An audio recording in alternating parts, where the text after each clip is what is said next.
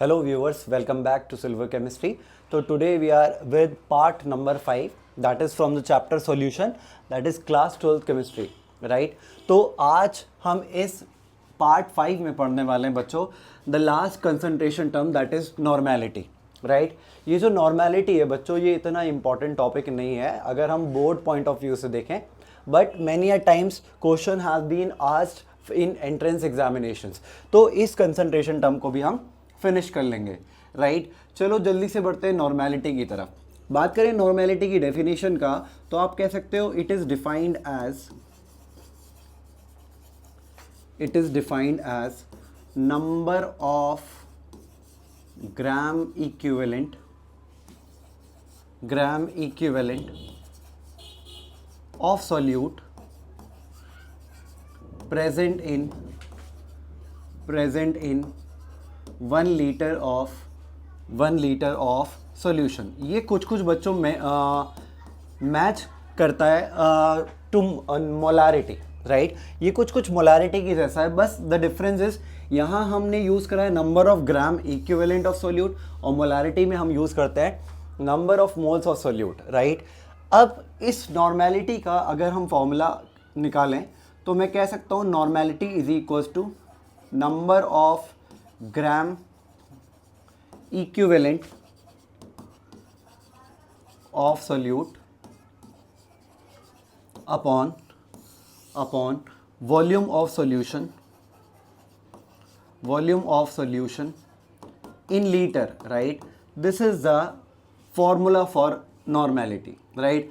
अगर मैं इसको और सिंप्लीफाई करूं बच्चों तो मैं लिख सकता हूं नॉर्मेलिटी इज इक्वल्स टू, यहाँ ये लिखा है number of gram equivalent of solute. Number of gram equivalent solute बराबर होता है मास ऑफ सॉल्यूट की बराबर, mass of solute upon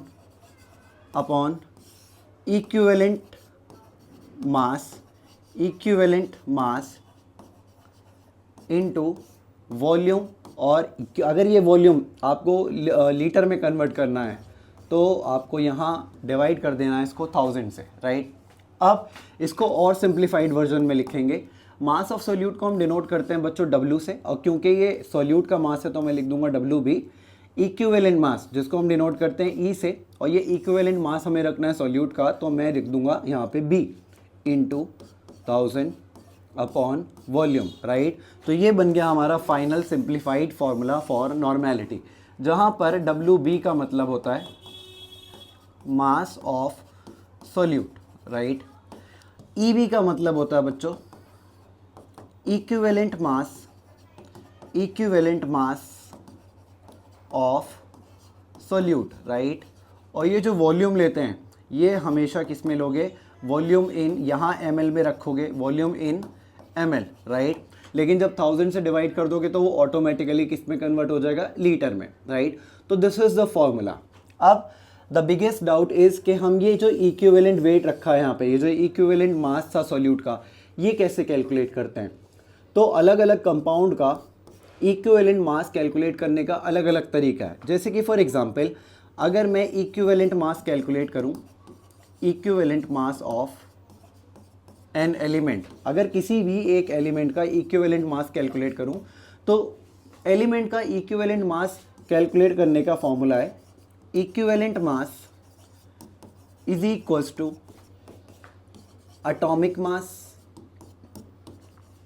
upon valency, right?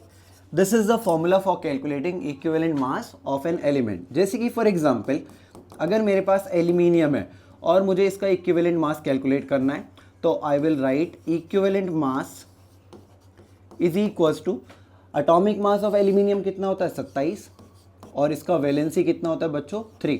क्योंकि ये एल्यूमिनियम ग्रुप नंबर 13 को बिलोंग करता है तो ये कितने इलेक्ट्रॉन लूज कर सकता है, यानी कि इसका वैलेंसी कितना है? 3, राइट? तो यहाँ डिवाइड कर दोगे तो इसका इक्विवेलेंट मास आ जाएगा एज 9. सिमिलरली अगर हम कैलकुलेट करने के लिए जाएं equivalent mass of an acid, अगर किसी भी एसिड का इक्विवेलेंट मास कैलकुलेट करोगे तो equivalent mass of an acid calculate करने का फॉर्मूला होता है बच्चों molar mass upon basicity basicity. अब सर ये बेसिसिटी क्या होता है? याद रखना बच्चों, बेसिसिटी हमारा यहाँ लिख देता हूँ। बेसिसिटी का मतलब होता है number of replaceable H+ ions, कि कोई पर्टिकुलर एसिड अगर वो आयोनाइज करेगा तो कितने H+ आयॉन्स दे सकता है, वही उसका बेसिसिटी कहलाएगा। जैसे कि फॉर एग्जांपल अगर मैं बात करूं H2SO4 की और मुझे इसका इक्विवेलेंट मास निकालना है, तो I will write equivalent mass is equals to, इसका मोलर मास कैलकुलेट करने जाओगे तो आएगा 98, कैलकुलेट करके देख लेना। और ये कितने H+ आयॉन्स दे सकता है after dissociation? Obviously 2 H+ ions दे सकता है, तो इसका बेसिसिटी हो गया 2, तो मैं यहाँ रख दूंगा 2। इसको कैंसिल आउट करोगे तो आंसर आ जाएगा 49, राइट। अगर मेरे पास HCl होता, हाइड्रोक्लोरिक एसिड, तो इसका बेसिसिटी कितना होता है 1, क्योंकि ये एक ही H+ आयॉन दे सकता है आफ्टर डिसोसिएशन। सिमिलरली अगर मेरे पास फॉस्फोरिक एसिड होता तो इसका बेसिसिटी होता है 3। क्यों? क्योंकि ये आफ्टर डिसोसिएशन मुझे कितने रिप्लेसेबल H+ आयॉन्स दे सकता है? 3, तो इसका बेसिसिटी हो जाता है 3, राइट। तो this is how we will calculate the equivalent mass of an acid, right. अब जानते हैं इक्विवेलेंट मास कैलकुलेट करना ऑफ अ बेस, राइट। अगर किसी बेस का इक्विवेलेंट मास कैलकुलेट करोगे तो फॉर्मूला बन जाएगा बच्चों, equivalent mass is equals to molar mass upon acidity. अब ये एसिडिटी क्या होता है, यहाँ लिख रहा हूँ सर। एसिडिटी का मतलब होता है कि कोई बेस कितने OH आयॉन्स दे सकता है। Number of OH negative ions, यानी कि हाइड्रोक्सिल आयॉन, जिसको हाइड्रोक्साइड आयॉन भी बोलते हैं, number of OH negative ion a base can give, उसको हम बोलते हैं बच्चों एज एसिडिटी। जैसे कि फॉर एग्जांपल अगर मुझे इक्विवेलेंट मास कैलकुलेट करना है सोडियम हाइड्रोक्साइड का, तो I will write it as equivalent mass is equals to इसका मोलर मास कैलकुलेट करोगे तो आएगा 40 अपॉन, अगर ये डिसोशिएट करेगा तो ये देगा Na+ एंड OH नेगेटिव। तो देखो कितने OH नेगेटिव दिए, ऑब्वियसली 1, तो नीचे क्या लिख देंगे इसका एसिडिटी एज 1, तो आंसर आ जाएगा अगेन 40, राइट। तो ये हो गया equivalent mass of a base calculate करने का तरीका, राइट। अब जानते हैं इक्विवेलेंट मास कैसे कैलकुलेट करेंगे ऑफ अ सॉल्ट, किसी सॉल्ट का इक्विवेलेंट मास कैसे कैलकुलेट करेंगे। तो देखो हम कैलकुलेट करेंगे it as equivalent mass is equals to molar mass upon valency of cation, right. जैसे कि फॉर एग्जांपल अगर मेरे पास एक सॉल्ट है दैट इज सोडियम क्लोराइड, तो मैं इसका इक्विवेलेंट मास कैसे कैलकुलेट करूंगा? Equivalent mass is equals to molar mass. जब NaCl का मोलर मास कैलकुलेट करोगे तो आएगा 58.5, राइट। अब देखो यहाँ ये कटायन कौन है, ऑब्वियसली ये Na+ कटायन है। Na के ऊपर कितना चार्ज लगा हुआ? 1+ का, तो इसका वैलेंसी कितना हो गया 1, तो our answer will comes out to be 58.5, right. तो this is how you will calculate the equivalent mass of a salt, right. अब लास्ट टॉपिक देखते हैं, equivalent mass of an oxidising agent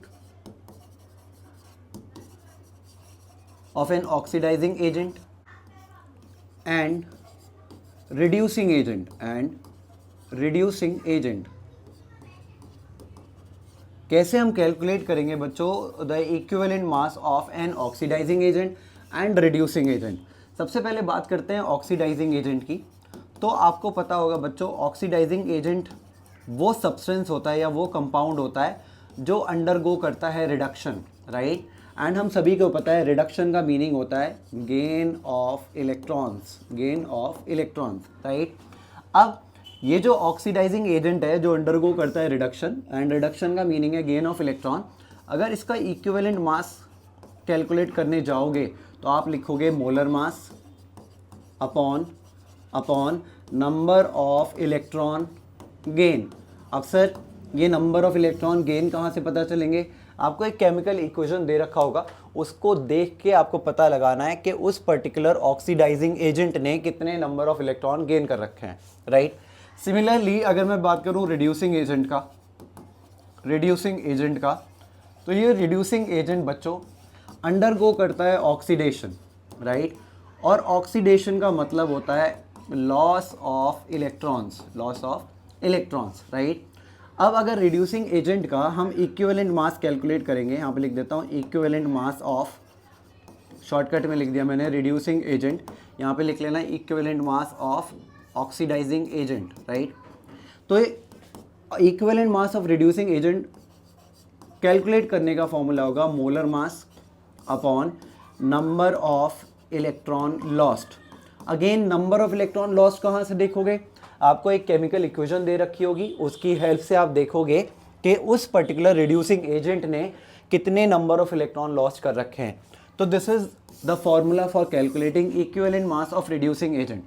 ये सभी हमने जितने भी फॉर्मूलाज लिखे हैं ये सारे हमें हेल्प करेंगे इन कैलकुलेटिंग दिस EB, जो कि मैंने यहाँ लिखा था, दिस EB यानी कि equivalent mass of solute, right.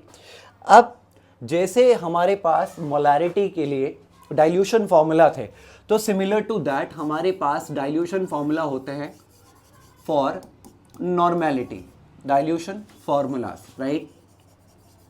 जैसे हमने नॉर्मेलिटी में मोलैरिटी में लिखा था M1V1 is equals to M2V2, ऐसे ही यहाँ पर भी एक फॉर्मूला होता है बच्चों, that is N1V1 is equals to N2V2, right. Same जैसे मोलैरिटी का था वहाँ पे बस M1 रखा था, और यहाँ डाइल्यूशन फॉर्मूला फॉर नॉर्मेलिटी में हम लिखेंगे N1, राइट।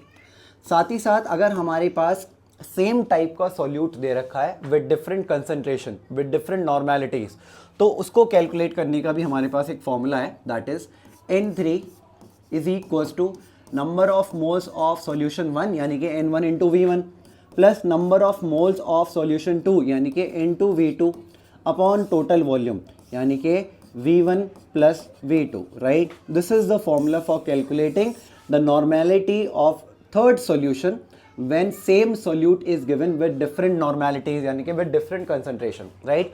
तो इसी के साथ हमारा समाप्त हो गया है the last concentration term, that is normality। next video में हम पढ़ेंगे about solubility। वीडियो को लाइक करें, शेयर करें एंड डू सब्सक्राइब।